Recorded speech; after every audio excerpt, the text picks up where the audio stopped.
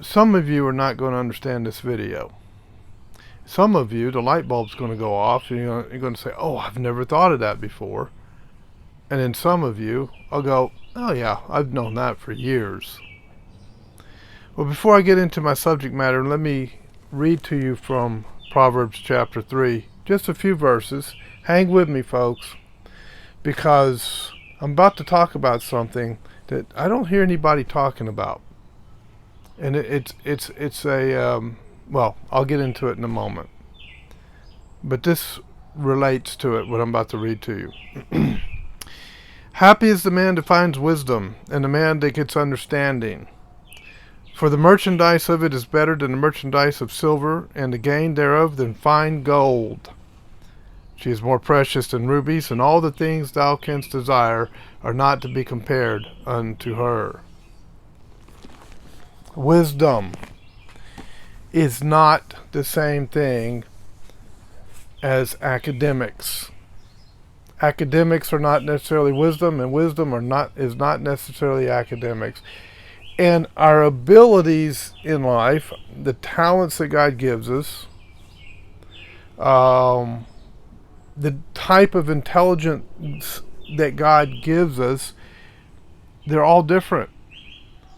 Now, I talked previously in a video about the cookie cutter approach to education, where we just take people and we just cut them out of a cookie cutter, pretend like they're all the same, that there's no variation or difference in them, like they're a bunch of androids or robots with the same programming, and we put them into a school system that treats them in that manner. And we've been indoctrinated to believe in the system of a grading system.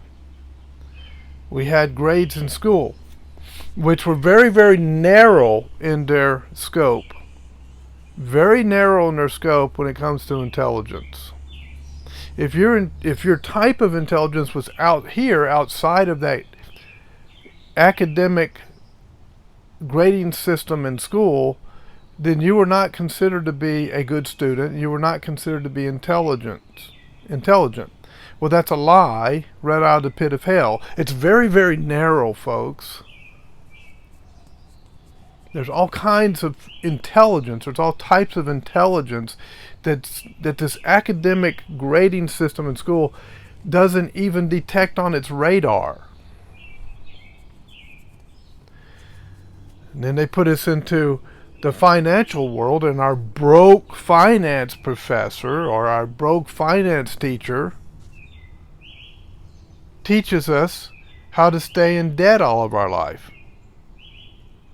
and how to live in a manner that we can never excel financially. So we accept this FICA, this credit score, this financial credit score system. And we think that FICA is the is the greatest thing since sliced bread. Oh, I really need to get a high credit score because, that's what I was taught in school. I have to get A's and B's in school. And you academics that are good in that area, who got A's and B's in school, you're the ones that are most likely to play the credit score game, because you've been indoctrinated to do that. Now I've heard that they've come out with a rental score, some kind of rental score. These management companies, these rental management companies have come up with a rental score. And if you've never rented a house or apartment before, they won't rent to you. They won't rent to you because you don't have a rental score. Well, that's, the financial credit score is designed to keep you poor, and the rental score is designed to keep you out of housing. And it doesn't matter how good you are. You can have a great credit score, but they still won't rent to you if you don't have a good rental score. This is a lack of wisdom. This is a lack of wisdom. And so coming to the neighborhood near you soon is the social credit score. How are you doing socially? You know, and there are a lot of people in our country that they will run to the social credit score because they've been indoctrinated to do that. And so they'll go into the 15-minute zone cities. They will go and buy the electric cars. They will go and cut their carbon footprint, whatever, and live in a little tiny place. They'll do all these things to bring their social credit score up. So it'll be this. I got A's and B's in school and in higher education, in colleges or universities, but I lack wisdom. I couldn't think my way out of a paper bag. Oh, I got a great credit score. I got above 700 or close to an 800 credit score, but I'm broke as could be and I'm far into debt.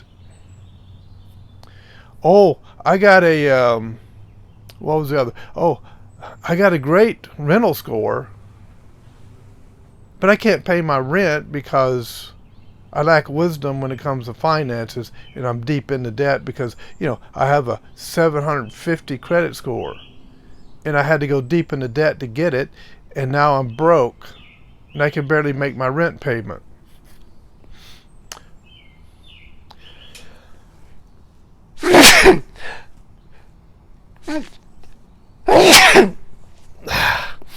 It is allergy season, and I'm not editing this, okay?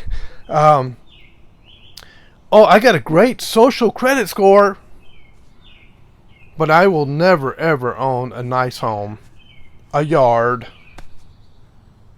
I will never have a nice car. I'll have these electric pieces of junk that are out there.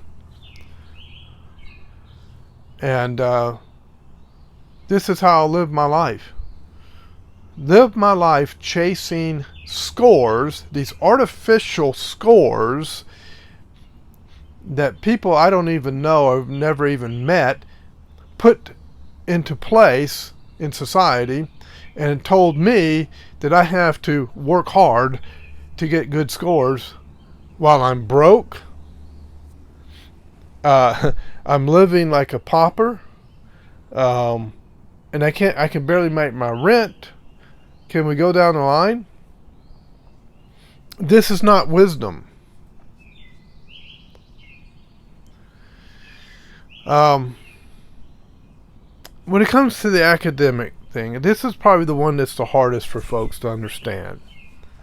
Well, what's wrong with the grading system? Some people do well and they get A's in school. Some people just don't work hard and do well. They get D's and F's in school.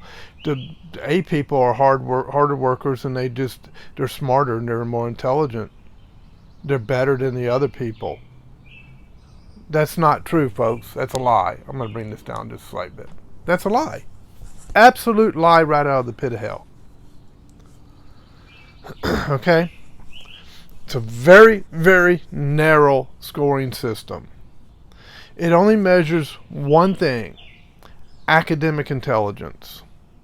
That's it. And we base our whole life, and we look at ourselves as being successful or failures or feeling good or bad about ourselves based upon that very, very, very narrow standard of academic measurement.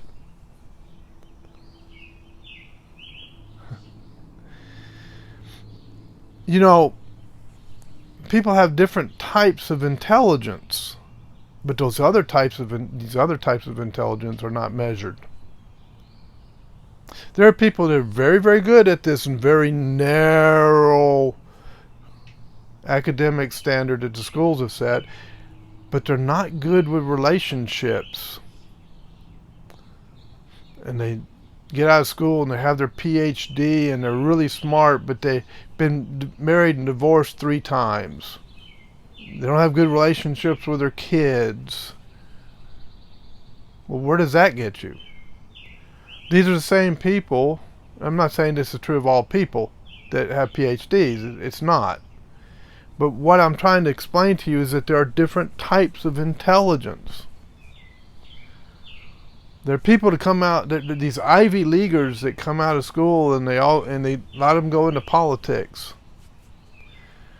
and they become senators and governors and the president, and they become judges, and they become whatever, and they end up screwing the whole country up because they don't know what they're doing. Well, wait, they're PhDs from Harvard. They're PhDs from Princeton. I don't care. Doesn't impress me. I'm looking at their actions. I'm looking at what they're doing, what they're able to accomplish. And folks, they're not doing so good, are they? It's because they have one very narrow sense of intelligence, but they lack out here on the periphery when it comes to intelligence. They don't know how to run a country. They don't know how to keep debt down. You want to keep debt down in the nation? Cut the budget.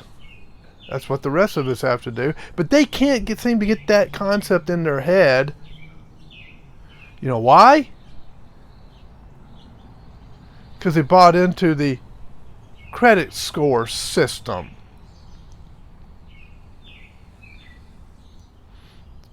Because they're not intelligent that way. They're not well versed when it comes to that wisdom. They're just not. But they got a PhD. Yeah, a very, very narrow measurement.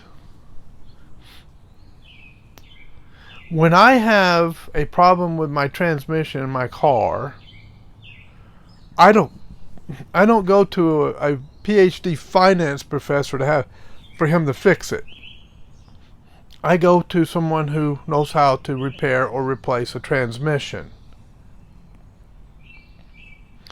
When I have a plumbing problem in my house, I don't call some fancy lawyer to come fix it. I call a plumber.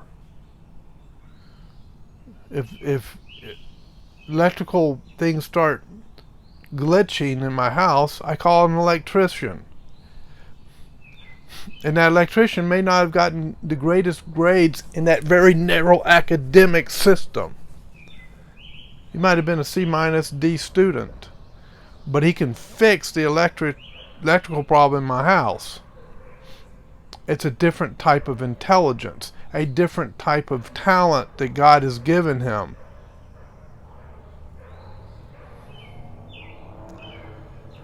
Some people are good with people. Really good with people. And so they're good with customer service. They're good in negotiating. Right? Trump is really good in negotiating. Have you ever seen Trump and DeSantis around people? Now DeSantis is very, very smart academically. He's an Ivy Leaguer, right? And I do like what he's been able to do in Florida of late. He's done some good things. He's going after the wokeness and all that. I think that's wonderful. I'm supporting him when it comes to that. But have you seen him around people in his campaign? He's very, very awkward around people. He doesn't know how to talk to them. He doesn't know how to relate to them. It's not his ability. It's not his talent. He doesn't have that form of intelligence. Trump does. Trump is really good with people. God gave him that ability. He gave Trump that intelligence, that type of intelligence when it comes to social intelligence, relational intelligence with people. Well, Trump's not that well spoken. I don't like the way Trump speaks. I like the way DeSantis speaks. Well, that's fine. DeSantis is an academic. He speaks extremely well. But do I want him negotiating with the Chinese on behalf of our nation? Probably not. Now, if that's going to happen, I want Trump in there negotiating, because that's Trump's talent. That's his ability. He's really, really good at reading people. He's really good at handling people. Why? Well, he had to do that. He was a businessman in New York. He dealt with the mafia. He dealt with the unions. He had to be really good at it and really tough to handle that. Trump's a warrior. He's a smart warrior. DeSantis is an academic. Different types of intelligence. Do you see what I'm saying? I'm using them as an example to give an example of different types of intelligence. People have different types of intelligence. You don't define a person based upon that very narrow grading system that the school system has. And they graduate barely, like I did. I barely graduated high school because I'm not a good academic. I'm good with people. I'm good with people.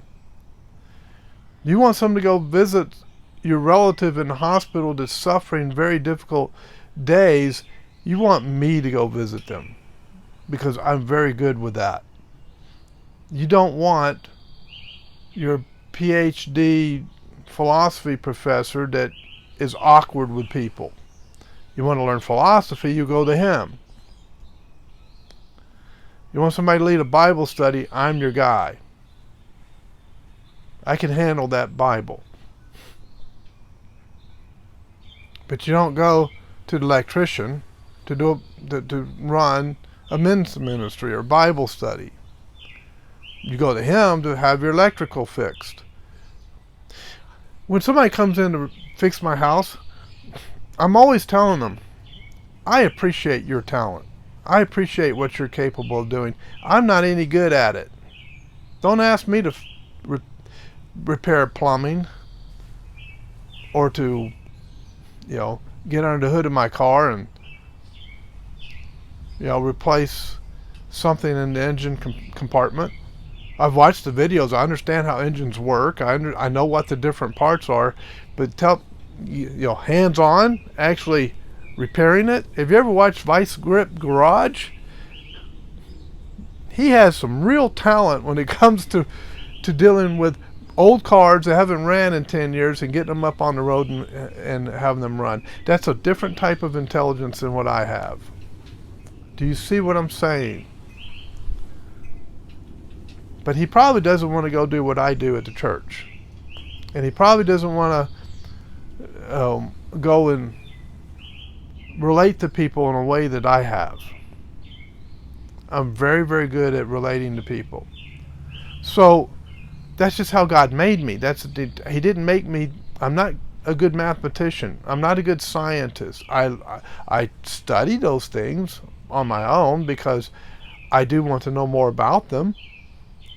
But I understand, I know myself. I know that's not my area of expertise.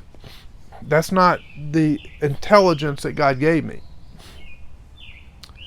So let's stop looking down our nose at other people just because they didn't get A's and B's in school. And let's stop measuring people in that way. Because we're lying to people. And we're telling them, well, you're just not successful. You're not very good. You're not good at anything because you just didn't do well in school.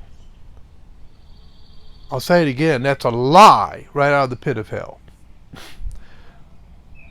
And how many times have we said that the A and B student is going to end up working for the C student because the C student is good at business?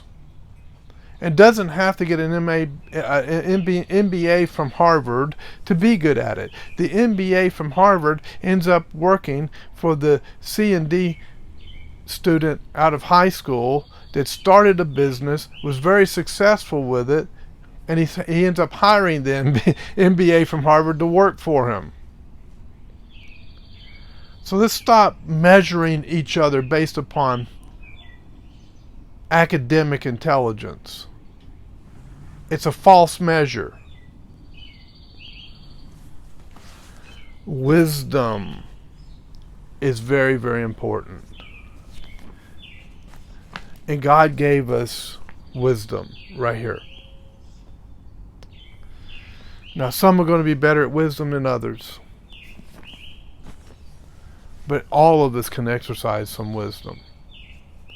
So we don't have to buy into the academic grading system that's been set up by who knows who, probably Horace Mann or John Dewey. We don't have to buy into that system. Don't let that define you or who you are. We don't have to buy into the financial credit system. I'm not chasing a credit score. I'm building wealth. I'm building money. I have no debt other than I got a couple $100,000 worth of equity in this house and a few more years to pay it off. That's the only debt I have. I have no car debt. I have no credit card debt. I don't even have a credit card. Don't want one. I don't finance cars. Do you see where I'm going here? So I don't need a credit score. Forget the credit score. I'm not buying into a rental credit score. You management companies that came up with a rental credit score, you're a bunch of morons. When it comes to dealing with people, you don't know what you're doing. And then finally, the social credit score. No, thank you. Ain't happening. Not here. I'm not buying into that lie. Are you? I'll have more on this subject matter. But folks, we got to start working with each other and appreciating each other, not putting each other down. I always tell somebody coming here to repair my house or to repair my car, I appreciate you. I appreciate your ability of what you can do. I can't do it. I don't have your ability. And I'm amazed at how you guys are able to do what you do. So I appreciate you. And thank you for coming here and doing what you're doing. Most of them are shocked when I tell them that. Because nobody ever appreciates them. Start appreciating the people whom God has given a different kind of talent, a different kind of intelligence, and compliment them. Because they never hear it. The only thing they have right around in their brain is, I didn't do well in school. Forget school. Forget their academics. If you're good at STEM, then go do it. More power to you. I'm for you. But don't look down your nose at people who are not good at it. Thanks for watching. I'll see you next time.